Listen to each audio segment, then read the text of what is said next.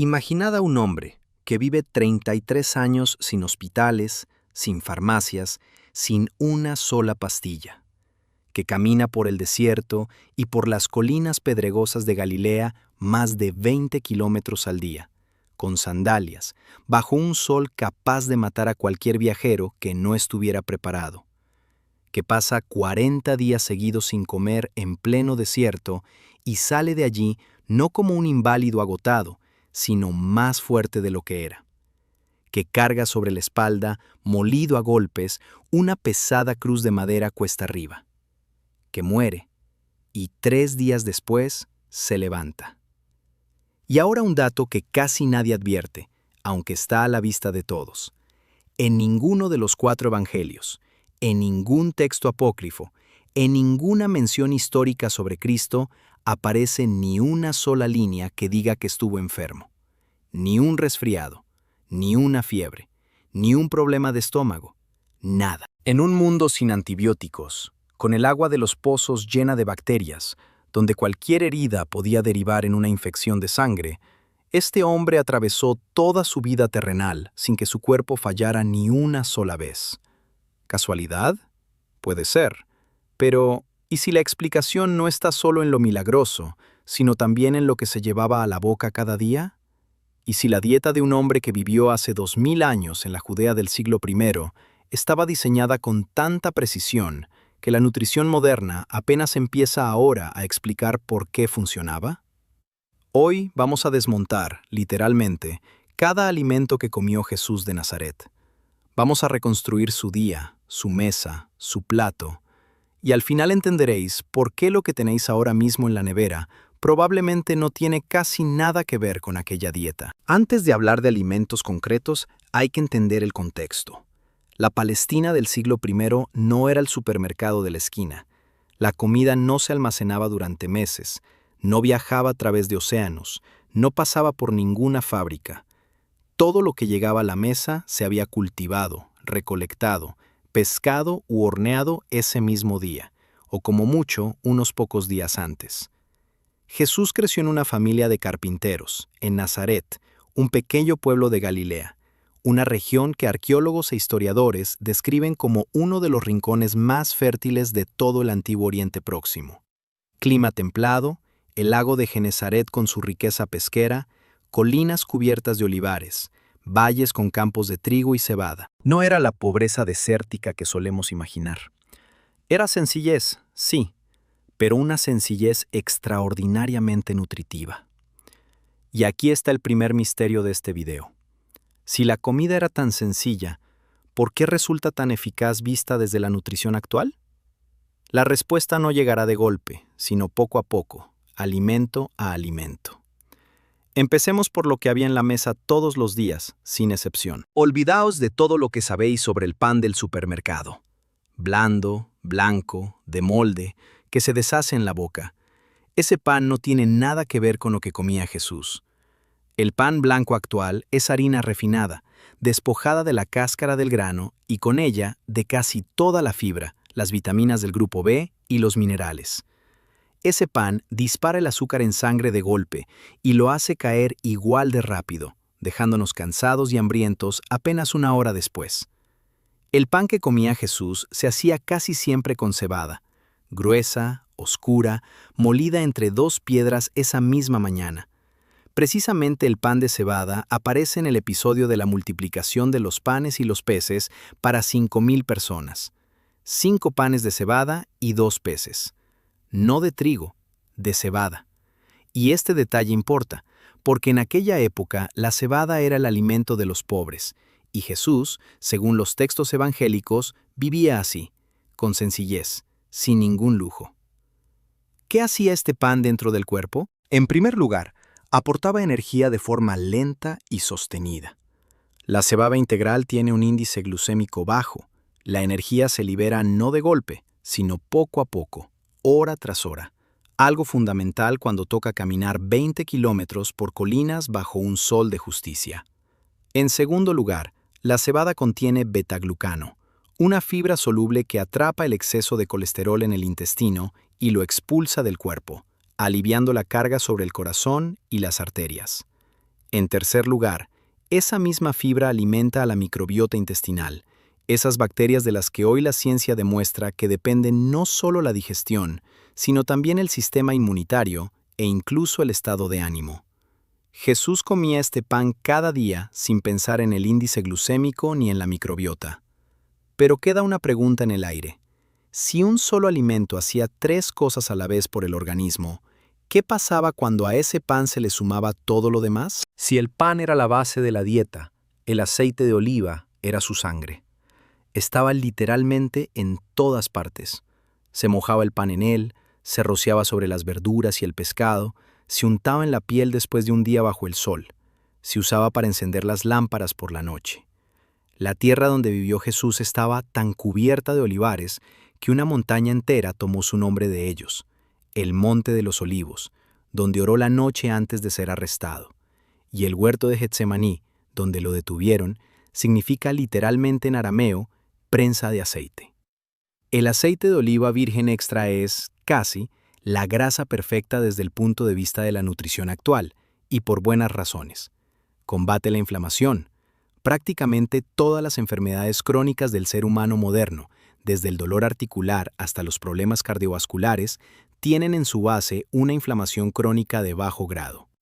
El oleocanal, un compuesto presente en el aceite de oliva de calidad, actúa como un antiinflamatorio natural que trabaja más despacio que una pastilla, pero de forma constante, día tras día, apagando ese fuego interno. Protege el cerebro. Las grasas monoinsaturadas y los antioxidantes del aceite de oliva se asocian a un deterioro cognitivo más lento y a una mejor memoria. Y sabemos que Jesús mantenía debates teológicos complejos, citaba las escrituras de memoria y sostenía la atención de multitudes durante largos discursos. Y frena el envejecimiento celular. Los antioxidantes del aceite, sobre todo los polifenoles, protegen las membranas celulares del daño oxidativo, y precisamente la acumulación de ese daño es lo que llamamos envejecimiento a nivel bioquímico. Cada día, en cada comida, una pequeña ración de aceite hacía 3 cosas a la vez, en silencio.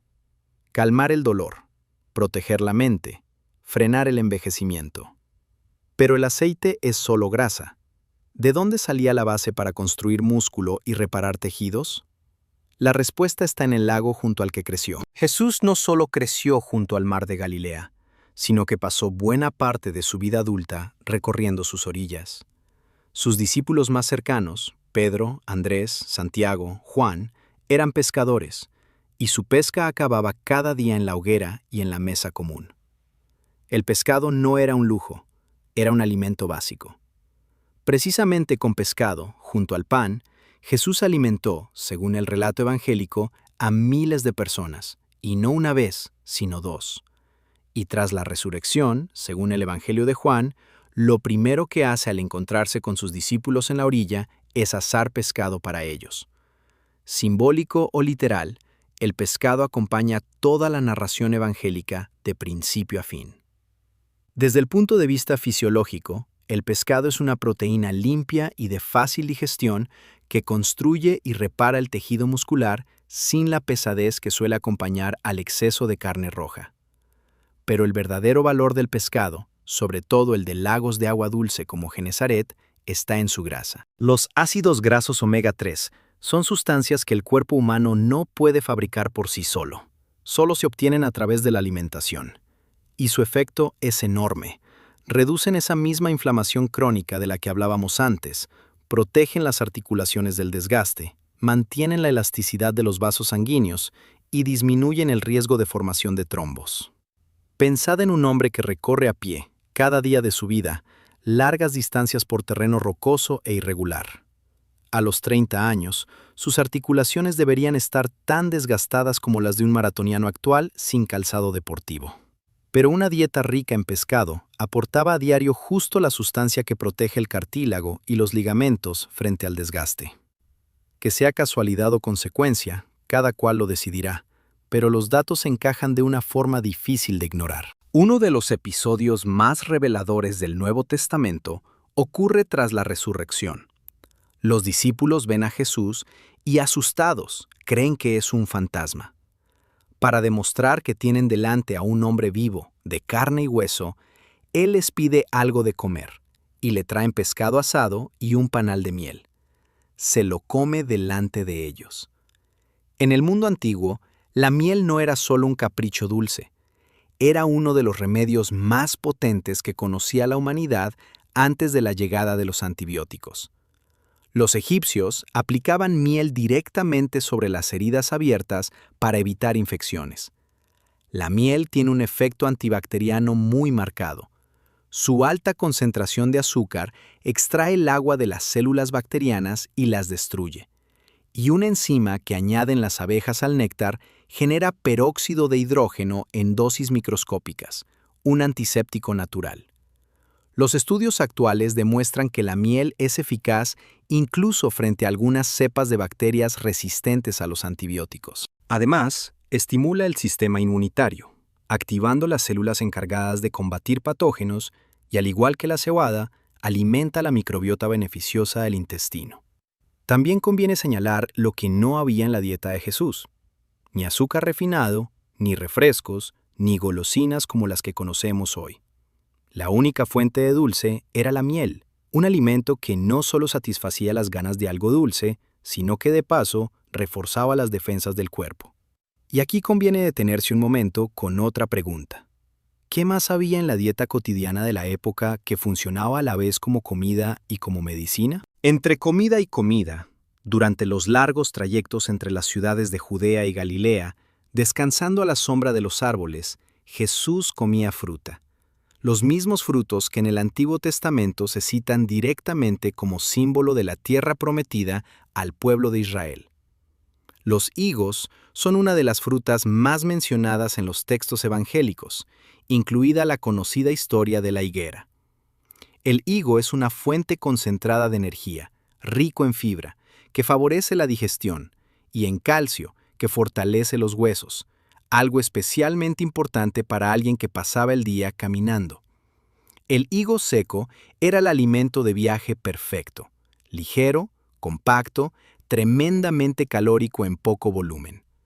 Los dátiles funcionaban como el equivalente antiguo de una barrita energética, energía densa y concentrada, envuelta en fibra, que evita que esa energía caiga en picado como ocurre con el azúcar. Son ricos en potasio, un mineral que previene los calambres musculares y mantiene un ritmo cardíaco. Estable, vital cuando se hace esfuerzo físico bajo un calor intenso. Las uvas, comidas frescas o secas en forma de pasas, protegen el corazón y ralentizan el envejecimiento gracias a su alto contenido en antioxidantes. Y prensadas para hacer vino, tema al que volveremos más adelante, aportaban una protección adicional al sistema cardiovascular. Y por último, la granada, una de las frutas más potentes del mundo antiguo desde el punto de vista bioquímico. La granada limpia las arterias, reduce la tensión arterial y combate el daño celular a un nivel profundo. No es casualidad que su imagen decorase las columnas del Templo de Jerusalén. Los antiguos ya intuían que aquel fruto era especial, mucho antes de que la ciencia lo confirmara mediante experimentos. Cada uno de estos frutos cumplía su función. Juntos, cubrían casi todas las necesidades del organismo entre comida y comida. Pero había otro tipo de alimentos, a menudo olvidado, que se cocinaba a fuego lento en la olla. Las legumbres, sobre todo las lentejas, eran una de las principales fuentes de proteína y hierro en la dieta de un habitante de la antigua Judea, junto con el pescado. Un potaje de lentejas condimentado con cebolla y ajo era un plato sencillo, barato y cotidiano, que sin embargo presenta un perfil nutricional sorprendentemente equilibrado. Proteína vegetal, hidratos de absorción lenta, hierro, necesario para transportar el oxígeno en la sangre, y fibra, que ayuda a la digestión. El ajo y la cebolla, que se añadían a este potaje prácticamente a diario, no eran solo un aliño. Los compuestos de azufre presentes en el ajo tienen un efecto antibacteriano y antivírico demostrado. En esencia, es un antibiótico natural que la humanidad usaba miles de años antes de saber siquiera que existían las bacterias. En un mundo sin frigoríficos, sin agua potabilizada, sin unas condiciones sanitarias mínimas según los criterios actuales, el consumo habitual de ajo y cebolla pudo ser uno de los factores clave detrás de esa ausencia de enfermedades en los textos. Sumad esto a la cebada y a la miel de las que hablábamos antes, y tenéis una dieta en la que 3 o 4 alimentos al día aportaban al organismo sustancias con acción antibacteriana y antiinflamatoria. No un único remedio milagroso, sino todo un sistema que actuaba en distintos niveles a la vez. Aquí conviene detenerse, porque este tema genera más dudas y debates que ningún otro. Jesús, según los textos evangélicos, bebía vino. No es una suposición, aparece escrito de forma explícita. Su primer milagro, narrado en el Evangelio de Juan, es convertir el agua en vino durante una boda en Caná de Galilea. En la última cena pronuncia las palabras sobre el vino como símbolo de su sangre. Pero es importante entender algo.